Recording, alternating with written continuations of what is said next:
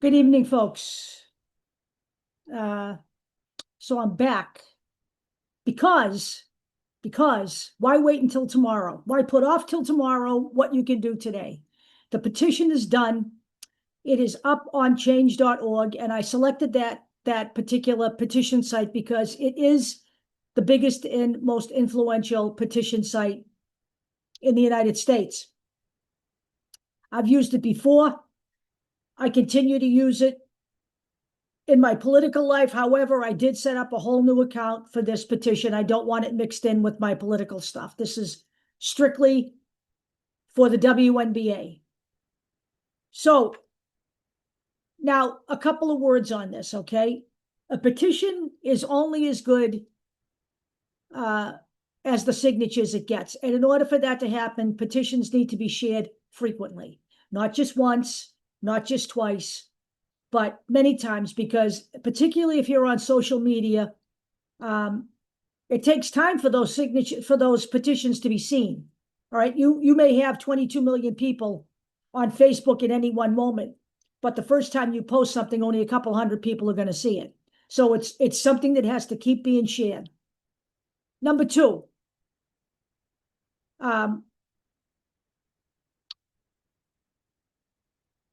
the petition, although many people in the comments when I first officially mentioned this, decried the use of petitions. The petition is the number 2 way behind voting to affect real change in America. So petitions actually can work. But again, not with 500 signatures, and maybe not with 10,000 signatures, but literally with the number of fans the WNBA has around this country. And I made this a global petition because people overseas watch the WNBA on a Caitlin Clark watches. We should be able to get millions of signatures, and that's the goal here. Now, I'm going to show you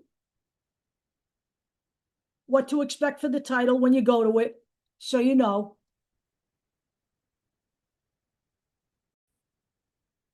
Right now, it's only got one signature. That's mine because it was just put up not too long ago. And, you know, the basic title is WNBA referee performance management and oversight failure must be corrected. When you go to the link in the description of this video, the link will be there. You'll be able to pull up what the people see. This is what I see. You will be able to pull up what the people see. There is a 3-paragraph introduction that talks about why we are, posting this petition. And the petition is being, the 2 contacts for the petition are Engelbert and Sue Block, who is supposedly the woman who oversees the performance of the referees. Now, just so you know, change.org does not charge for you to use this site, so they will ask you for donations. You absolutely do not have to donate to use this petition, to sign this petition, or to share this petition. The change.org is kept alive by people's donations, okay? It's not a corporate entity. So that's why they ask for money. You absolutely do not have to give them money, okay? They will not stop you from signing and sharing this petition. That's number 1. Number 2, the reason I chose to do this tonight is because today it was reported in several outlets, including the Wall Street Journal, that a former government official is calling for the DOJ to investigate whether Caitlin Clark's civil rights have been violated by being targeted in the WNBA. Now, I have no doubt that this is nothing more than political foreplay, okay? I know how these things work, but be that as it may, this is the kind of PR that Cathy Engelbert does not want. So the quicker we can get this petition out, get signatures, and, she is already on the list to receive this, so she will be getting constant updates, whether she wants them or not. Maybe the faster we can affect some change. This is definitely not the kind of PR that Cathy Engelbert was ever expecting as fallout from this thing.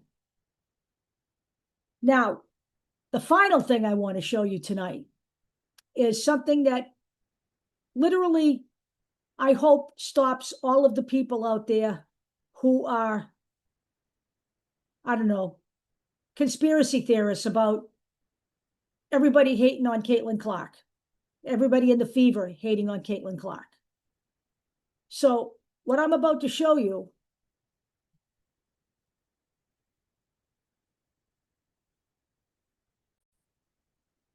is a video of Stephanie White talking about the return of Caitlin Clark to the Indiana Fever lineup. So pay attention. People I don't think know about you. You're a former Miss Indiana basketball. You won a national championship at Purdue. You were actually on the Fever's first team. Yes. And now you're coaching there. What does Indiana basketball mean to you, and what does the Fever personally mean to you in being back there your first season? I mean, this franchise is just a part of my DNA. You know, growing up in Indiana, playing most of my career in the state of Indiana, being a part of the first Indiana Fever team, being a part of the first championship Fever team, and then being able to coach in this organization. It's been huge for me. I take a lot of pride in basketball in the state of Indiana. I take a lot of pride in this franchise and being a part of this franchise. And you know, Kelly Krauskopf is back with our organization, who really was the architect of our first championship and has been the backbone of this franchise. And to work with her and Amber Cox and to be able to coach generational talent like Caitlin Clark. And, you know, we really do just have a great group of human beings and a strong group of women that are leading our organization. And when Caitlin Clark does return to the floor, how is she going to help elevate this team even more down the stretch of the season? Well, she demands so much gravity on the defensive end of the floor. She's constantly seeing multiple players, and she makes the right reads and makes the right plays for our group. So she's going to continue to allow us to stretch the floor. We're going to be able to, I think everybody else will be able to get more higher percentage looks because of what she demands on the defensive end of the floor. And she brings our own defensive versatility because of her length, because of her size. So we'll certainly look different. I think we'll be that much more dangerous on offense in particular. And you assist the dude. We appreciate it, Caitlin. Every shot you make is one less that I have to do. Hold on. I'm going through this again.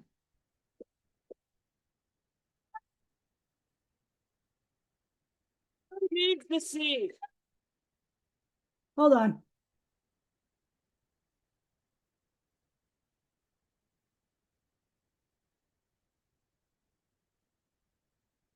So, thank you for your patience, but that's what happens when you're sharing reels where there is one reel right after another. It's kind of hard to stop it in its tracks. But I think people now should understand that we have to get over the notion that everybody on the planet is working against Caitlin Clark. Now, we know that she is being targeted. That was confirmed even by Sophie Cunningham's hearing it in her own locker room, when she was with the Phoenix team. And we see it with our own eyes. And in fact, when you get to the petition, you will see that I have included several links in there that will show Caitlin Clark being targeted by people. But Caitlin Clark remains an important part of the Indiana Fever. And I see, and I have seen, no evidence of all of the stuff that a lot of people say is going on, okay? I see her on the sidelines at every game. She's engaged with her teammates. It's not just being done for the cameras. I think there's a lot of chatter out there on social media that's out there to garner people to look at stuff and to believe stuff that simply isn't true. You know, I'm not out here to make up stuff and write ridiculous headlines to get people to look at my videos. I'm going to tell you in my headline, as you've seen, what the video's about. You know, I'm not going bombshell. Caitlin Clark thrown out of the WNBA. I mean, I've seen this. Caitlin Clark leaves the WNBA. I saw it this afternoon. Okay?